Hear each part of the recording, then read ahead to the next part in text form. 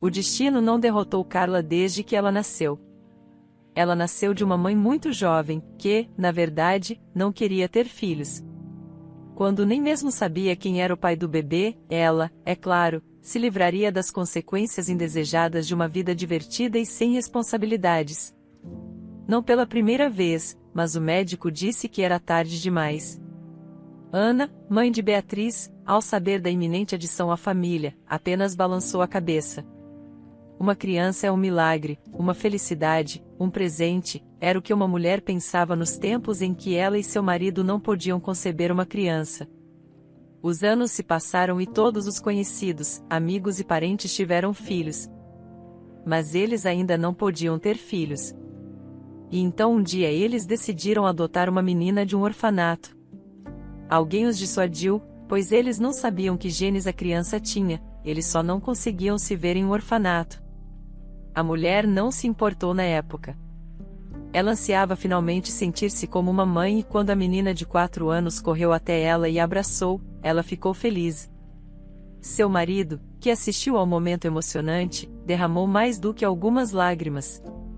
Foi assim que Beatriz acabou na família deles, e tudo parecia estar indo muito bem no começo. A menina cresceu, tentou ser querida, obedeceu à mãe adotiva, que havia esperado por isso por tantos anos, finalmente se sentiu necessária e feliz. Ela cozinhava, preparava uma deliciosa refeição para sua filha, comprava brinquedos e roupas bonitas, levava ela ao cinema, fazia tranças em seu lindo cabelo loiro. Os pais adotivos mimaram a tão esperada criança. Beatriz já tinha tido momentos difíceis na vida. Ela nasceu em uma família disfuncional, viveu em condições desumanas até os 3 anos. Ela foi tratada muito mal. E então no orfanato, era melhor, é claro, do que a vida com bêbados, mas também não era um conto de fadas.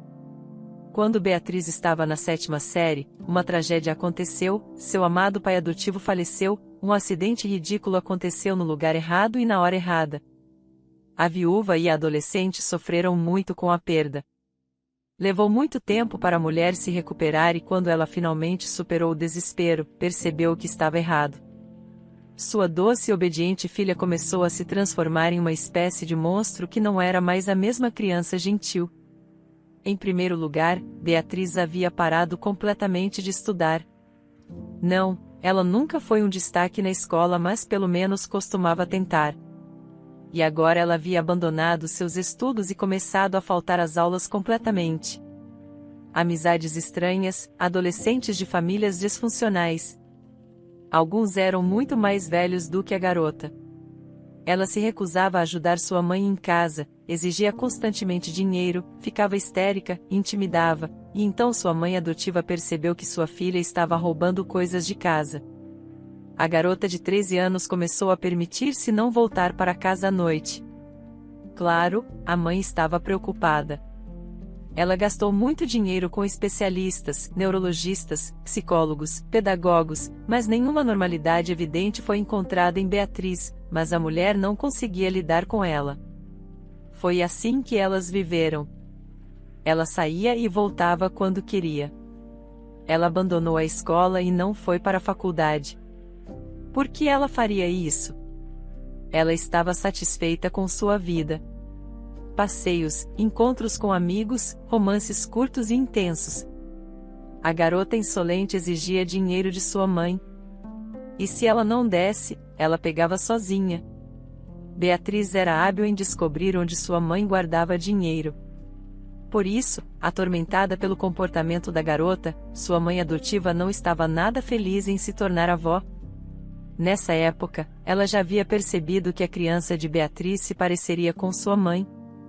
Quando ela deu à luz uma bebê saudável no tempo certo, por alguns meses, Beatriz se comportou como uma mãe exemplar, um milagre parecia ter acontecido. O bebê fez a jovem mulher se acalmar, assumir responsabilidades, mas logo Beatriz se cansou dessa vida. Ela deixou tranquilamente a pequena Carla aos cuidados de sua mãe. E foi embora em uma direção desconhecida, como já havia acontecido antes. A mãe adotiva tinha certeza de que sua filha voltaria, mas não sabia quando e em que condição, e por quê. Nada ela poderia fazer. A avó começou a criar a neta sozinha. Carla cresceu como uma garota doce e gentil, mas a mulher, lembrando de Beatriz naquela idade, não estava com pressa de se alegrar. Ela desconfiava da menina. Carla não se lembrava de sua avó jamais a abraçando, contando histórias para ela ou comprando algo além do necessário, mas ela exigia a obediência inquestionável da menina. Além disso, a criança tinha muitas responsabilidades. A criança aumentava a cada ano, cozinhando, lavando, limpando. Beatriz voltava periodicamente, ela não criava a Carla, mas de alguma forma, a garota amava sua mãe. Parecia-lhe que sua mãe não a tratava tão duramente quanto sua avó. Carla implorava para ficar com ela. Beatriz prometia que sim, mas sempre havia desculpas. A casa que ela e seu novo colega de quarto estavam alugando era pequena demais. Ou Beatriz tinha outro bebê, ou alguma outra coisa. Ela não precisa de você, disse a avó com raiva, eu sou a única que precisa de você, e você nasceu por acaso da sua mãe. Carla ficou magoada ao ouvir tais palavras, mas à medida que crescia, ela percebia que tudo o que sua avó perversa dizia era absolutamente verdade. À medida que ela envelhecia, ela percebia que sua mãe realmente não precisava dela, mas sua avó também não, a criando por inércia porque era o que tinha que fazer. Caso contrário, o que as pessoas diriam? Carla não conheceu o amor, o carinho ou os cuidados, mesmo que tenha sido criada em circunstâncias normais. Ela até tinha seu próprio quarto separado. Carla foi para a mesma universidade que sua avó havia escolhido para Beatriz. Uma faculdade de economia. Não era que ela sonhasse em se tornar economista. Ela simplesmente não podia ir contra a vontade da mulher que a havia criado. Ela estava acostumada a ouvir sua avó em tudo. Foi lá que ela conheceu Natanael, bonito, alegre e mais velho do que ela. Ele imediatamente chamou a atenção da garota quieta e modesta, mas Carla não estava pronta para tanta atenção. Ela não conseguia acreditar, a princípio, que alguém se importasse com ela. Ela pensou que Natanael estava brincando quando ele disse que se importava. O rapaz teve que se esforçar muito para ganhar a confiança de Carla. A garota ficou muito feliz com Natanael. Eles passeavam muito, conversavam muito, riam muito. Ele a levava para passeios em sua motocicleta, um presente de seu pai por sua maioridade.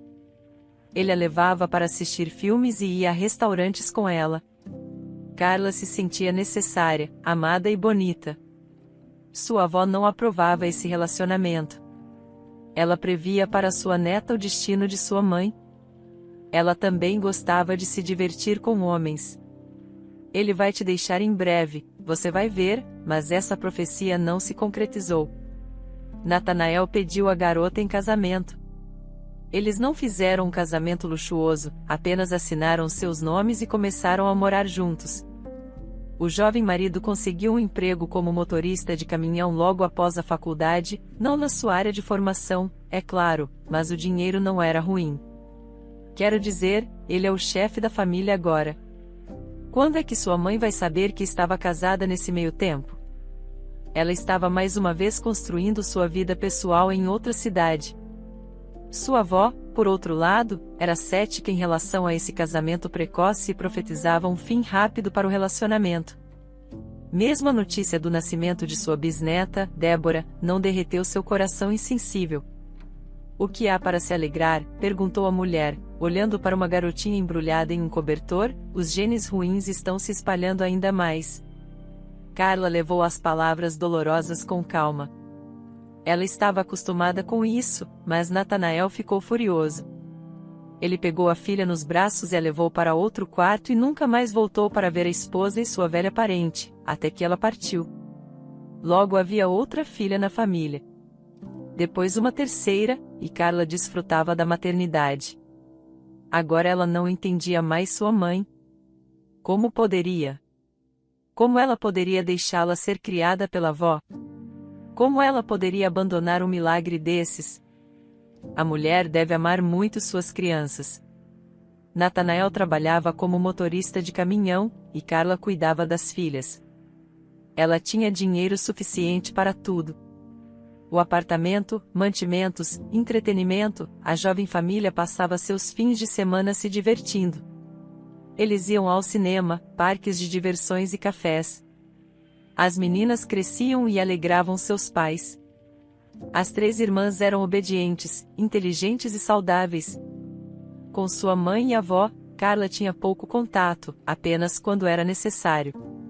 Quando sua avó adoeceu, a jovem mulher estava lá para cuidar dela. Embora fosse difícil cuidar das crianças e de uma idosa, ela conseguiu. Ela não deixou a pessoa que a havia criado. Havia todo tipo de coisas entre elas, mas não deu tempo de ela cuidar bem de sua avó. A avó morreu em um frio dia de novembro. Carla cuidou de todos os arranjos. Tentou informar a sua mãe o que havia acontecido, mas não conseguiu encontrá-la. Beatriz apareceu sozinha 6 meses depois, quando chegou a hora de pegar sua herança. A herdeira de primeira ordem se tornou a proprietária plena do apartamento. A mulher não parecia nada triste com a partida de sua mãe adotiva. Ela estava até mais feliz. Finalmente, ela poderia se mudar para o espaçoso apartamento vago com seu novo homem e crianças. Ao encontrar sua mãe, Carla percebeu que eram completas estranhas. Beatriz não tinha nenhum sentimento familiar por ela e Carla, olhando para a alcoólatra desgastada e suas próprias crianças arrumadas, de repente percebeu como era sortuda de ser criada pela avó e não pela mãe. Claro que não era bom por dentro, mas Carla não se sentia desesperada. Tudo estava bem em sua vida. Um marido amoroso, um lar confortável e limpo. 3 filhas maravilhosas. Seu marido adorava as meninas, mas ao mesmo tempo, ele sonhava com um filho. Carla também não se importava de ter outro filho, ela adorava ser mãe. Ela gostava de interagir com os bebês e as filhas estavam crescendo. Já fazia muito tempo desde que tiveram um bebê na família e o casal decidiu ter mais um. A notícia de outra gravidez foi recebida com entusiasmo por Natanael. Eles até comemoraram o evento em um restaurante, olhando para o rosto feliz de seu marido, sentindo o calor e suspirando pela vida recém-nascida. Carla sabia que estava feliz. Agora ela estava cercada por membros amorosos da família. O que mais era necessário para ser feliz? No verão, a família teve 2 filhos, Alisson e Beto. Carla e Natanael tiveram gêmeos, sim, não era fácil para o casal. Especialmente difícil para Carla cuidar dos bebês quando seu marido estava fora em viagens de negócios, mas a filha mais velha, Débora, tentava ajudar sua mãe em tudo.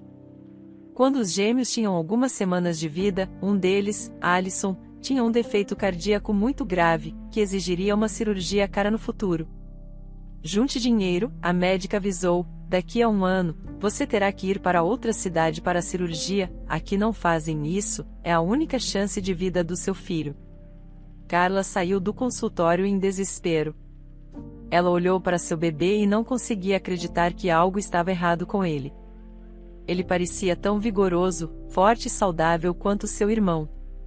Natanael então a tranquilizou. Ele a encorajou, disse que trabalharia mais. Nós encontraremos a quantia certa para Alisson, ainda há bastante tempo, o homem prometeu. Mas no outono, tempos difíceis chegaram à família. Natanael sofreu um acidente fatal. Carla se viu completamente sozinha com 5 crianças pequenas, uma das quais estava gravemente doente. Sem apoio, sem ajuda, sem planos para o futuro.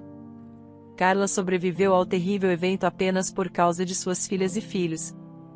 Ela teve que cuidar deles. Simplesmente não havia tempo nem energia para desânimo.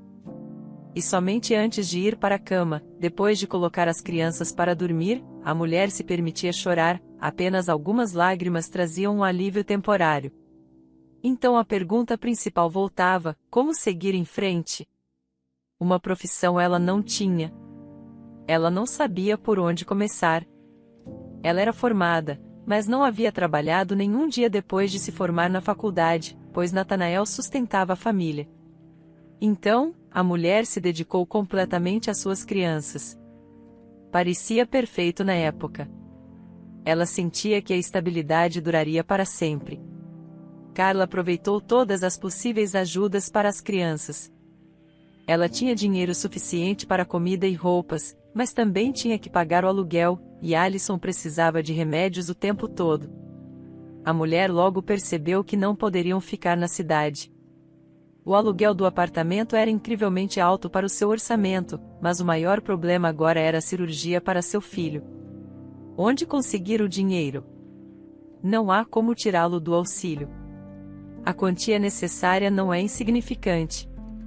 Os médicos aconselharam a ir a uma fundação, e Carla o fez, mas a arrecadação estava muito lenta.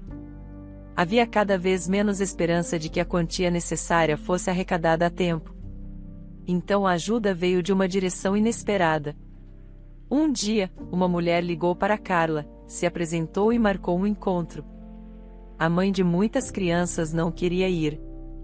Ela teria que deixar as pequenas com Débora novamente, e havia muito que fazer em casa, e deveria haver algumas formalidades relacionadas ao seu falecido marido. Nada importante, mas ela foi mesmo assim. Ela ficou chocada com o que ouviu. Descobriu-se que a irmã da avó de Carla havia falecido em uma vila com um nome vagamente familiar, e ela havia deixado sua casa para uma jovem parente em dificuldades. Carla se lembrou dessa mulher idosa. Ela tinha visto 3 vezes em sua vida quando ela veio visitar sua avó. Clotilde sempre tratou a garota com afeto. Junto ao testamento havia uma carta. Clotilde disse que queria fazer algo para ajudar uma pobre viúva jovem com 5 filhos. Ela esperava que sua casa fosse um refúgio seguro para eles. Viver felizes para sempre nela, assim como eu fiz. Essas foram as linhas com as quais a carta terminou. Carla não conseguia acreditar no que estava acontecendo. A mulher sentia uma gratidão imensa por Clotilde, que se preocupava com sua parente distante e praticamente desconhecida. Será que ela realmente era parente? Afinal, todos os parentes sabiam que Beatriz tinha sido tirada do orfanato por sua avó, o que tornava sua filha praticamente ninguém para eles. O aluguel estava vencendo, o senhorio estava acostumado a cobrar 6 meses adiantado. Carla, é claro, não tinha esse dinheiro e agora ela não precisava mais. Dentro de uma semana, ela iria arrumar as crianças e partiriam para sua nova casa. Sim, eles teriam que viver no campo, embora ela não tivesse ideia de como era. Mas ela tinha certeza de que conseguiria lidar, especialmente porque não tinha outra opção. A família chegou ao novo lugar em um caminhão grande. Estava chovendo. A estrada de barro havia amolecido tanto que o veículo ficou atolado na lama semilíquida várias vezes. Que estradas difíceis, o motorista lamentou, que fim de mundo. O rapaz estava certo. A vila ficava longe da cidade, mas parecia muito bem cuidada e confortável. A aparência da nova casa agradou a Carla. Era uma casa grande e bonita, com paredes verdes e um jardim encantador. Estava basicamente arrumada e bem cuidada. Que bom que a casa era tão espaçosa. Aposto que poderia fazer quartos separados para os meninos e as meninas. Era simplesmente maravilhoso. Para começar, ela alimentou as crianças com sanduíches preparados antecipadamente depois da longa viagem e lhes deu chá. Em seguida, a mulher e as meninas mais velhas começaram a arrumar as coisas. Os gêmeos de 1 ano tentavam não atrapalhar. Assim que estavam em seu novo ambiente, olharam ao redor espantados. Um dos irmãos sorriu de repente para alguém atrás da lareira. A jovem se virou, mas não havia ninguém lá. Estranhamente, o outro menino também estava olhando para o canto e riu feliz. A mulher continuou a arrumar as coisas. Ela não tinha tempo para se distrair com os pequenos. Eles estavam apenas fazendo travessuras e estava tudo bem. A casa era antiga, mas sólida. Havia coisas interessantes por toda parte, sinais de uma era passada. Algo no sótão e na adega indicava que poderia haver algumas raridades também. Ela teria que olhar isso depois. A casa estava mobiliada com móveis de uma época passada, uma mesa redonda com pernas curvas na sala de estar e armários polidos, peças robustas que poderiam durar muito tempo. Bem, isso está bom. Não há dinheiro para mudar a decoração ainda, mas havia um problema com as camas. Só havia duas. A boa notícia é que Carla trouxe um colchão de ar. Os pequenos seriam colocados nas camas, enquanto ela e Débora dormiriam no chão. O dia passou muito rapidamente, com muitas preocupações e afazeres. A noite chegou. Carla tirou o fogão elétrico da mala e foi para a cozinha. Ela rastejou sob a mesa, procurando uma tomada, e encontrou um objeto interessante, um relógio redondo com uma tampa articulada presa por uma corrente longa. O objeto parecia luxuoso. Carla poderia estar enganada, mas achou que era feito de prata esterlina, um material caro. Ela se perguntou como aquele objeto tinha parado naquela casa bem construída, mas não rica. E por que há um relógio chique jogado no chão? Estranho. Carla apertou o botão da caixa do relógio. A tampa abriu. No interior, estava gravado, ao Salvador em eterna lembrança. A caligrafia era ornamentada e solene. Carla guardou a descoberta em sua bolsa. É um item muito valioso. Valeria muito dinheiro, e ela poderia reservar isso para a operação, caso alguém se importasse com relógios de prata como lembrança. Obviamente, ele foi bem cuidado. Parecia novo, brilhante e polido. Fico imaginando quem é o seu presenteador, por qual feito ela foi recompensada com um presente tão especial, e como esse relógio acabou aqui, nesta casa no campo, debaixo de uma mesa. As crianças a lembraram que estavam com fome. Carla afastou seus pensamentos e começou a preparar o jantar. Sim, ela ainda tinha muito a fazer, mas era uma tarefa agradável criar um lar para si mesma e para as crianças. Depois de colocar as crianças na cama, ela deu mais uma olhada no relógio. Algo nele a atraía, a envolvia. Era difícil explicar, mas ao olhar para o objeto brilhante, a mulher se sentia calma e acolhida. O cansaço começou a tomar conta de Carla. As preocupações e emoções da mudança haviam consumido toda a sua energia. E ainda havia tanto a fazer no dia seguinte. Ela colocou o relógio em sua bolsa e deitou-se no colchão ao lado de sua filha mais velha, que já estava dormindo há muito tempo. O sono tomou conta da mulher antes mesmo de ela encostar a cabeça no travesseiro. De repente barulhos altos puderam ser ouvidos pela casa. Carla pulou da cama com o som alto das batidas que sacudiram sua casa. Alguém estava tentando invadir, mas as crianças continuavam a dormir tranquilamente. Nem mesmo os gêmeos acordaram com as batidas. Carla ficou assustada, realmente assustada. Ela estava sozinha com as crianças pequenas em um lugar desconhecido. Quem estava batendo na porta no meio da noite? Aquilo não iria acabar bem, mas não havia como se esconder do som das batidas. O estranho poderia arrombar a porta. Talvez ela não devesse deixá-lo irritado.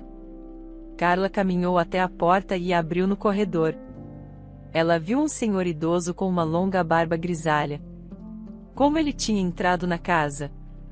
A porta da frente atrás dele estava aberta, e era possível ver um carro antigo lá fora. Carla não via um carro daqueles na cidade há muito tempo. Carla olhou rapidamente para o visitante noturno. Seu rosto era amigável. Seu sorriso era simpático, seus olhos pareciam gentis.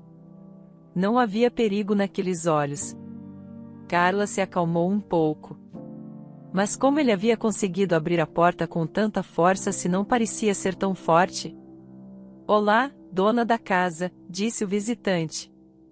Felicidade e saúde para o seu lar. Obrigada.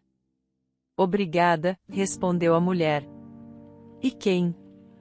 E quem é você? Eu sou Manuel, o idoso se apresentou. Eu estava passando pela sua vila e meu carro ficou preso na lama. Costumavam ser conhecidos meus que moravam aqui, então eu vim me aquecer, provavelmente por hábito. Carla se perguntou por que um homem idoso estaria em qualquer lugar a essa hora, mas o resto parecia plausível. De fato, tinha chovido recentemente, e a estrada estava esburacada. Era fácil ficar preso na lama assim. E o idoso provavelmente conhecia os antigos moradores da casa. Ah, entre, ela o convidou para entrar na casa. Você vai se aquecer? É uma noite fria, e a estrada é difícil. Obrigado, respondeu o convidado. Ele tirou as botas e caminhou descalço até a cozinha. Ele obviamente sabia onde estava e o que era esse lugar. Aparentemente, já havia estado nessa casa muitas vezes antes. Ah, sente-se, por favor, disse Carla empurrando uma cadeira na frente do idoso. Ele se sentou tranquilamente. Carla colocou a chaleira no fogo. Estava frio lá fora, e o hóspede claramente precisava de uma bebida quente para se aquecer. É uma casa bonita, declarou ele, descansando a mão no queixo pensativamente. Ele olhou ao redor com calor nos olhos. Sim, também gostamos muito dela. Acabamos de chegar hoje. Estamos nos acostumando ainda. Clotilde me deixou como herança. Você a conhecia? Claro que sim, sorriu o velho senhor. Ela era uma mulher gentil e boa, já que ela deixou a casa para você. Você também deve ser uma boa pessoa. Você será feliz aqui. Eu gostaria que fosse assim, suspirou Carla. Muitas coisas diferentes aconteceram na minha vida ultimamente, mas aqui estamos. Bom, isso é ótimo, respondeu o visitante. Então a casa gosta de você? Não é algo estranho de se dizer, sorriu a mulher. A chaleira ferveu, e ela despejou a bebida perfumada nas xícaras. O que você quer dizer com a casa gosta de você? Não é como se ela estivesse viva. O que posso dizer? Sorriu enigmaticamente o velho senhor. Esta casa tem história, e a própria vila tem história, assim como os antigos moradores também. Você os conhecia bem? Ah, muito bem, murmurou Carla para si mesma, sentada na cozinha, já bem depois da meia-noite, com um estranho, ouvindo seus relatos. Ela sentia sua alma se acalmando cada vez mais, os pensamentos alarmantes sobre o futuro, que não lhe davam paz desde o dia da morte de seu marido, recuando de forma imperceptível. Sua alma se tornou leve e aquecida. A voz do velho senhor soava agradável, uma melodia reconfortante. Ele falava e falava, contando a história da vila. Parece que um rico proprietário de terras costumava viver aqui, e ele tinha uma filha amada. Um dia, ela e suas amigas foram nadar no rio, e as correntes começaram a puxá-la. Por acaso, um pescador sentado em uma margem próxima notou. Parecia que as outras meninas estavam nadando por perto, mas não perceberam que sua amiga estava em perigo. O rapaz correu para o resgate e tirou a criança da água. Ele quase se afogou, mas conseguiu sair. A garota, é claro, contou tudo ao pai dela. O proprietário de terras foi até o rapaz, agradeceu-lhe e deu-lhe um relógio feito de prata pura. E na tampa, ele gravou uma inscrição de recompensa. Esse salvador era o sogro de Clotilde. Pai de seu amado marido, durante toda a sua vida, ele estimou esse relógio. Era querido para ele como uma lembrança. Eu o encontrei, Carla exclamou, não é isso? A mulher tirou o relógio de uma bolsa. Ela o tinha encontrado no dia anterior debaixo da mesa. O velho senhor olhou para ele de perto. Seu rosto se iluminou com um sorriso alegre. É ele, é inestimável e não apenas pelo fato de ser feito de prata. Esta é a obra de um famoso mestre, uma obra de arte em si. Vale muito dinheiro e eu estava prestes a penhorá-lo. Eu teria dado essa obra de arte única de graça. Esse relógio deve salvar outra pessoa. A vida inocente de outra pessoa, assim como seu dono fez uma vez. E por que uma coisa tão valiosa está jogada no chão? Ela perguntou. Eu não sei. Provavelmente para que quem precise dele o encontre. Cuidado, há muitas pessoas aqui que querem se apropriar das coisas dos outros. O relógio não deve cair nas mãos de alguém com pensamentos ruins. Ele deve salvar uma pessoa. O velho senhor continuou seu discurso tranquilo e monótono. Ele continuou falando por muito tempo. sobre a família de Clotilde e sobre a filmagem de um episódio de um antigo filme popular nesta região. Ela adormeceu enquanto o senhor falava. Ela acordou de manhã, era amanhecer. Acordar não foi uma experiência agradável. Seu braço estava rígido. A mesa não foi projetada para um sono confortável. A mulher olhou pensativamente ao redor. Ela estava sozinha na sala. Será que ela estava sonhando? Estavam batendo na porta, havia um carro do lado de fora do portão, com um idoso falando, isso ela lembrava. Havia uma segunda xícara de chá intocada na mesa.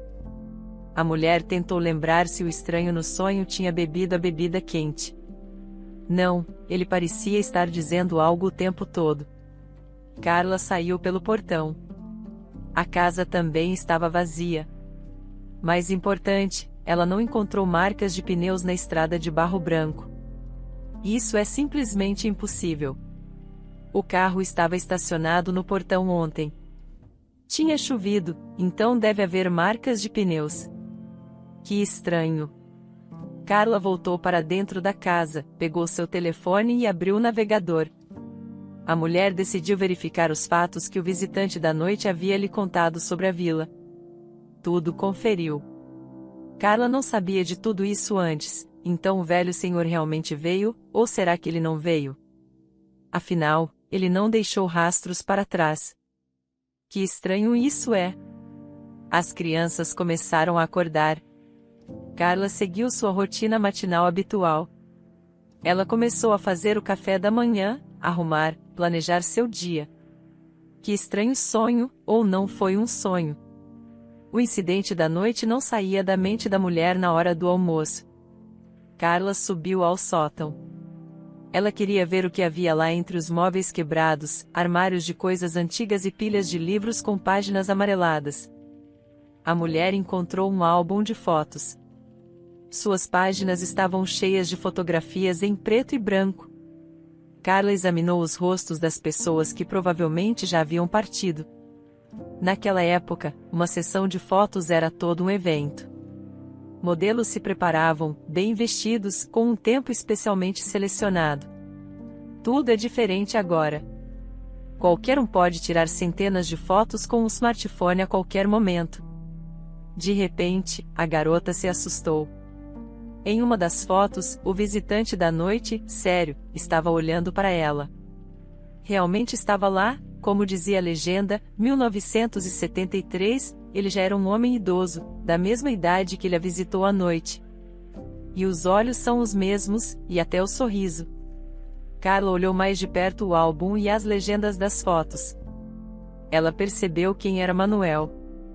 Ele era o pai do marido de Clotilde, o sogro que havia salvado a filha do afogamento de um rico proprietário de terras em sua juventude. Era o relógio dele que estava agora na bolsa de Carla. O que você acha? Esse relógio deve salvar alguém? Talvez apenas sua família, que agora está em dificuldades. Talvez o dinheiro seja suficiente para a cirurgia de Alison. É esse tipo de resgate que o visitante da noite tinha em mente?